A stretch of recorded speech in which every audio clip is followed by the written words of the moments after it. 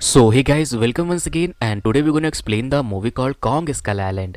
दोस्तों अगर आप भी एक्शन एडवेंचर मूवी को देखना पसंद करते तो आप इस एक्सप्लेनेशन को एंड तक जरूर देखना। 2017 में रिलीज हुई इस मूवी को IMDb ने 6.6 आउट ऑफ 10 की रेटिंग दी है। So guys without wasting your time bring your snacks, let's begin the explanation. तो मूवी की शुरुआत में हमें 1944 यानी कि पास्ट का सीन दिखाया जाता है और ये तब की बात है जब वर्ल्ड वार 2 चल रहा था, जहां साउथ पैसिफिक ओशियन के एक आइलैंड पर दो अलग अलग कंट्री के आर्मी के फाइटर प्लेन क्रैश कर जाती है, लेकिन वो लोग पैराशूट होने की वजह से सेफली नीचे उतर जाते हैं और नीचे उतरते ही दोनों एक दूसरे के ऊपर अटैक करने लगते हैं। एक सोल्जर दूसरे सोल्जर को मारने ही वाला था कि तभी वहां की खाई से दो बड़े बड़े हाथ सामने आते हैं और देखते ही देखते उसके अंदर से एक बहुत ही बड़ा टाइटन सामने आता है जिसका नाम कॉन्ग था। वो दोनों सोल्जर आपस की लड़ाई को छोड़कर कॉन्ग को ही देखने लगते हैं जो कि दिखने में काफी ज्यादा बड़ा था। और फिर इसी के साथ स्टोरी शिफ्ट हो जाती है प्रेजेंट के डे में, जहां एक विलियम रांडा नाम का आदमी अपने दोस्तों के साथ एक गवर्नमेंट ऑफिस में जाता है। वो वहां के ऑफिसर से कहता है कि मैंने काफी रिसर्च के बाद साउथ पैसिफिक ओशियन में एक ऐसी आइलैंड को ढूंढा है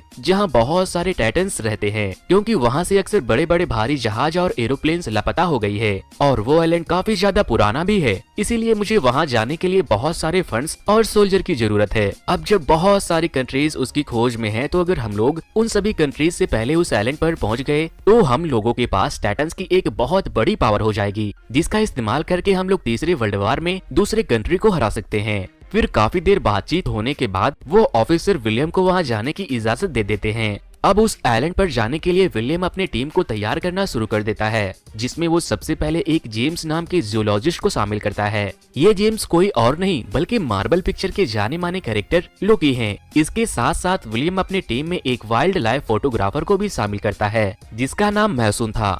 अब जब वो लोग इतने अनजान जगह पर जा रहे थे तो जाहिर सी बात है कि उन्हें सेफ्टी के लिए आर्मी की भी जरूरत पड़ सकती थी, इसलिए विलियम अपनी टीम में आर्मी की पूरी स्क्वाड और उन सभी के लीडर मेजर प्रिस्टन को भी शामिल करता है और फिर बड़े बड़े शिप्स और हेलीकॉप्टर से उस आइलैंड में टाइटन्स की खोज के लिए सभी के साथ निकल पड़ता है। वहां पहुंचते ही वो लोग दो टीम में डिवाइड हो जाते हैं, जिनमें से एक टीम विलियन की होती है जिसमें प्रिस्टन और आर्मी के लोग थे और दूसरी टीम जेम्स की जिसमें मैसून भी शामिल था। फिर सभी लोग कॉन्ग को ढूंढने लग जाते हैं, लेकिन जब उन सभी को कॉन्ग कहीं नहीं दिखाई देता तो पूरी आइलैंड पर बॉम्ब की बारिश करा देते हैं ताकि कॉन्ग गुस्से में आकर बाहर निकल आए। और फिर ऐसा ही होता है, आसमान से उड़ते हुए एक कोकोनट ट्री आती है और उनमें से एक जिस वजह से हेलीकॉप्टर पूरी तरह से डिस्ट्रॉय हो जाता है और तभी यहाँ पर कॉन्ग भी आ जाता है जो कि सच में काफी बड़ा था। कॉन्ग काफी ज्यादा गुस्से में था और वो सभी हेलीकॉप्टर के ऊपर अटैक कर देता है, जिस पर मौजूद प्रिस्टन पूरी टीम को फायरिंग करने का ऑर्डर देता है और सभी लोग कॉन्ग के ऊपर फायरिंग करना शुरू कर देते हैं, जिससे कि कॉन्ग और भी ज्यादा गुस्से में आ जाता है और उनमें से एक हेलीकॉप्टर को एक जोरदार पंच मारता है जिससे वो हेलीकॉप्टर ब्लास्ट हो जाती है। काफी देर फाइट होने के बाद प्रिस्टन के बहुत से सोल्जर्स मारे जाते हैं। नेक्स्ट सीन में हम देखते हैं कि प्रिस्टन विलियम के ऊपर ही गन पॉइंट कर देता है और उसे कहता है कि जब तुम्हें मालूम था कि यहाँ आना अपनी जान से हाथ धो बैठने के बराबर है तो तुम हम सबको यहाँ लेकर क्यों आए। जिस पर विलियम कहता है कि काफी समय पहले मैं बहुत सारे लोगों के साथ इसी आइलैंड से गुजर रहा था, तभी एक बहुत बड़े क्रिएचर ने हम लोगों के ऊपर हमला कर दिया और हमारी शिप को डिस्ट्रॉय करके सारे लोगों को मार डाला, लेकिन मैं किसी तरह वहाँ से बच निकलने में कामयाब रहा। जब मैं वापस गया और सभी को सच्चाई बताई तो किसी ने भी मेरी बातों पर यकीन नहीं किया। फिर मेरे 30 साल की रिसर्च के बाद मैंने इस जगह की सच्चाई को जान ही लिया कि यहाँ पर बहुत सारे टाइटन्स रहा करते थे, जिनमें कुछ टाइटन्स अच्छे तो कुछ बुरे थे। अब मैं सभी को साबित कर ही दूंगा कि डायनासोर जैसे कुछ क्रिएचर्स अभी भी इस दुनिया में एग्जिस्ट करते हैं और तो और जल्द ही ये क्रिएचर हम लोगों पर कब्जा कर सकते हैं,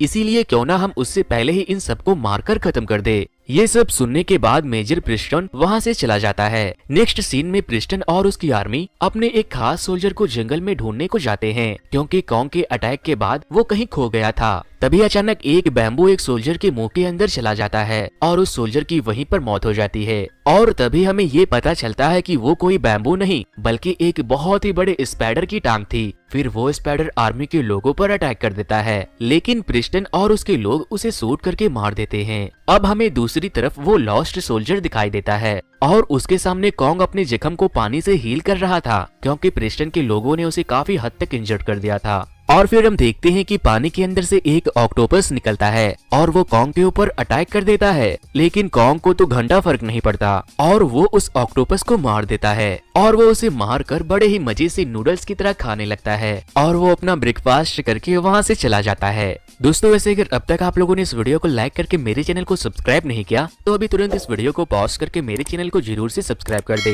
क्योंकि वीडियो को लाइक और चैनल को सब्सक्राइब करने में उतना वक्त नहीं लगता जितना वक्त मुझे आप लोगों के लिए इस तरह की वीडियो बनाने में लग जाती है। दूसरी तरफ हमें जेम्स की टीम को दिखाया जाता है, वो लोग जंगल में आगे बढ़ते बढ़ते एक नदी के किनारे जाते हैं और तभी उस नदी के अंदर से एक जियान सा बफेलो निकलकर सामने आता है, जिसे देखकर वो लोग काफी डर जाते हैं और तभी उनमें से एक आदमी उस बफेलो पे गन से शूट करने वाला था कि तभी जेम्स कहता है रुको, ऐसा मत करो, वो हमें नुकसान नहीं पहुंचाना चाहता। और मौका देखते ही मैसोन उस क्रिएचर की फोटो लेने लगती है। फिर वो बफेलो बड़े ही मासूमियत के साथ वापस से पानी के अंदर चला जाता है। अभी ये लोग कुछ आगे बढ़े ही थे कि इन्हें कुछ जंगली लोग दिखाई देते हैं और वो दोनों एक दूसरे पर अटैक करने ही वाले थे कि तभी एक आदमी निकलकर सामने आता है जिसे इंग्लिश आती थी। दरअसल दोस्तों ये वही सोल्जर था जिसे हमने मूवी की शुरुआत में देखा था, जिसे बीते वक्त ने बूढ़ा बना दिया था। फिर वो बूढ़ा सोल्जर खुद को इंट्रोड्यूस करता है और सभी को बताता है कि मेरा नाम हैंक है, मेरी फाइटर प्लेन क्रैश होने की वजह से मैं कई सालों से यहाँ फंसा हुआ हूँ। मेरे साथ यहाँ एक और सोल्जर था, लेकिन फिर एक दिन स्कल क्रॉलर नाम के क्रिएचर ने उसे मार डाला। ये सारे अजीबोगरीब क्रिएचर यहाँ के जमीन के नीचे रहते हैं और वो सभी क्रिएचर कॉन्ग के जानी दुश्मन है। हैंक ये भी बताता है कि तुम लोगों के बॉम्ब ब्लास्ट करने की वजह से ही वो सारे क्रिएचर अब बाहर आ गए हैं और कॉन्ग कोई बुरा टाइटन नहीं है। इनफैक्ट कॉन्ग तो अकेला ही एक ऐसा टाइटन है जिसने हमें उन सारे बुरे टाइटन से बचा कर रखा है। अगर तुम लोगों ने उसे ही मार डाला तो कोई भी जिंदा नहीं बचेगा। अब जेम्स और मैसून डिसाइड करते हैं कि हमें जल्द से जल्द विलियम और बाकी के लोगों को कॉन्ग को मारने से रोकना होगा, जिस पर हैंक कहता है कि अगर हम दूसरी टीम को पैदल ढूंढने गए तो काफी वक्त लग जाएगा, इसीलिए वो उन लोगों को एक खटारा बोर्ड देता है जिसे सभी मिलकर रिपेयर करने लगते हैं। उधर मैसून देखती है कि फाइट के बाद एक हेलीकॉप्टर जियान से दिखने वाले बफेलो पर आ गिरा है, जिससे वो चाह कर भी बाहर नहीं निकल पा रहा था। मैसून उस बफेलो की हेल्प करते हुए उस हेलीकॉप्टर को धक्का देने की कोशिश करती है, लेकिन वो ऐसा नहीं कर पाती और तभी वहाँ पर कॉन्ग भी आ जाता है और वो बड़े ही आसानी से उस हेलीकॉप्टर को उठाकर बफेलो की जान बचा लेता है। कॉन्ग का साइज इतना ज्यादा बड़ा था कि मैसून उसके सामने चींटी की तरह लग रही थी और वो उससे डरने लगती है, लेकिन कॉन्ग उसे कोई नुकसान नहीं पहुंचाता क्योंकि वो समझ चुका था कि ये इंसान बुरी नहीं है। जिसके बाद वो वहाँ से चला जाता है। अब दूसरी तरफ हमें वो सोल्जर दिखाया जाता है जो खो गया था। उसके सामने खड़ा एक बहुत ही बड़ा पेड़ मूव करने लगता है। दरअसल वो कोई पेड़ नहीं बल्कि एक ग्रास हॉपर जैसा दिखने वाला क्रिएचर था, लेकिन वो उस सोल्जर को देखकर वहाँ से जाने लगता है। तभी हमें ये पता चलता है कि वो क्रिएचर सोल्जर से डरकर नहीं बल्कि एक बहुत ही भयानक स्कल क्रॉलर से डरकर भाग रहा है, जो कि उस सोल्जर के पीछे खड़ा था। और फिर जैसे ही वो सोल्जर पीछे घूमता है वो स्कल क्रॉलर उसे निगल लेता है। इधर दूसरी तरफ मैसून और जेम्स की खटारा बोर्ड भी ठीक हो चुकी थी और वो लोग विलियम की टीम को ढूंढने के लिए आगे बढ़ते ही हैं कि तभी बहुत सारे फ्लाइंग क्रिएचर उनमें से एक आदमी को उठाकर ले जाता है और उसके दो टुकड़े कर उसे नोच नोच कर खाने लगता है, लेकिन ये लोग उसकी कोई मदद नहीं कर पाते। दूसरी तरफ विलियम और क्रिस्टन उन लोगों से कांटेक्ट करने के लिए फ्लेयर गन को आसमान की तरफ मारता है, जिसकी मदद से जेम्स और उसकी टीम वहां पहुंचने में कामयाब हो जाती है। सभी लोगों को इकट्ठा करने के बाद मेजर प्रिस्टन उन लोगों से कहता है कि मेरा एक खास सोल्जर कहीं लापता हो गया है, इसीलिए मुझे सबसे पहले उसे ढूंढना होगा, जिसके लिए हम सभी को वेस्ट की तरफ जाना चाहिए। जिस पर वो बूढ़ा सोल्जर यानी कि हैंक कहता है पागल हो गए हो क्या, वहाँ जाना खतरे से खाली नहीं है, वो स्कल क्रॉलर का एरिया है। लेकिन प्रिस्टन किसी की एक नहीं सुनता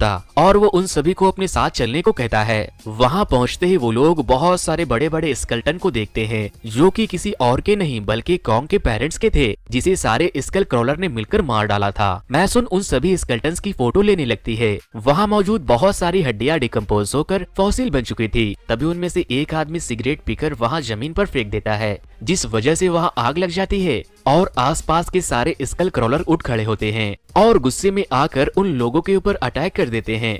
वो लोग अपनी जान बचाने के लिए उन लोगों के ऊपर फायरिंग करना शुरू कर देते हैं और तभी उनमें से एक क्रिएचर के मुंह से एक स्कल निकलता है, जिसमें उसी खोए हुए सोल्जर का लॉकेट था। जेम्स समझ जाता है कि वो अब इस दुनिया में नहीं है। अब जब चारों तरफ स्कल क्रॉलर भरे पड़े थे तो ये लोग भला बाहर निकलते तो निकलते कैसे। लेकिन फिर जेम्स हिम्मत करता है और वहाँ बहुत सारी पॉइजनस गैस को छोड़ देता है और खुद मास्क लगाकर सभी क्रिएचर से फाइट करने लगता है और काफी मुश्किलों के बाद वो लोग वहाँ से बच निकलने में कामयाब हो जाते हैं। बाहर जाते ही जेम्स प्रेस्टन को उस खोए हुए सोल्जर की लॉकेट को दिखाता है। वो अब इस दुनिया में नहीं रहा, जिस पर प्रेस्टन गुस्से से पागल होने लगता है और कहता है अब मैं कॉन्ग को नहीं छोड़ूंगा। मैसून सभी को बताती है कि इसमें कॉन्ग का कोई कसूर नहीं है, तुम लोग बहुत बड़ी गलती करने जा रहे हो क्योंकि वो एक अच्छा टाइटन है। लेकिन प्रेस्टन तो काफी बड़ा वाला कमीना था, वो उनकी बातों को इग्नोर कर देता है। जेम्स कहता है तो ठीक है, तुम अपनी टीम को लेकर जहाँ जाना है जाओ, मैं अपनी टीम को लेकर बोट में बैठकर तुम्हारा इंतजार करता हूँ। और फिर वो लोग फिर से दो टीम्स में डिवाइड हो जाते हैं। अब रात हो जाती है। जेम्स और मैसून एक पहाड़ की चोटी पर बैठकर बातें कर रहे थे कि तभी कॉन्ग उन दोनों के सामने आकर खड़ा हो जाता है। मैसून डरते डरते अपने हाथ आगे बढ़ाती है और कॉन्ग को प्यार करने लगती है और कॉन्ग भी उसे कुछ नहीं करता और वो इमोशनल होने लगता है, यानी कि कॉन्ग सच में एक अच्छा टाइटन था। नेक्स्ट सीन में हम देखते हैं कि नदी के किनारे प्रिस्टन और उसकी टीम ने बहुत सारे बॉम्ब लगा दिए हैं और फिर जैसे ही कॉन्ग वहां पर जाता है वो सारे बॉम्ब को ब्लास्ट कर देता है और वो लोग वहां की नदी में फ्यूल डालकर आग लगा देते हैं, जिससे कि कॉन्ग आग में जलकर बेहोश हो जाता है। लेकिन प्रिस्टन फिर भी बाज नहीं आता। वो अपने लोगों को कॉन्ग पर और बॉम्ब ब्लास्ट करने को कहता है। तभी मैसून और जेम्स भी वहां आ जाते हैं और मेजर प्रिस्टन पर गन पॉइंट करके कहते हैं कि अब बहुत हो गया, तुम पागल हो चुके हो क्या? जिस पर प्रिस्टन कहता है कि अगर मैंने आज इसे नहीं मारा तो कल को ये हमारी फैमिली और हमारी कंट्री के लिए एक बहुत बड़ा खतरा बन सकता है। अब वो लोग आपस में बहस कर ही रहे थे कि तभी स्कल क्रॉलर वहां आ जाता है।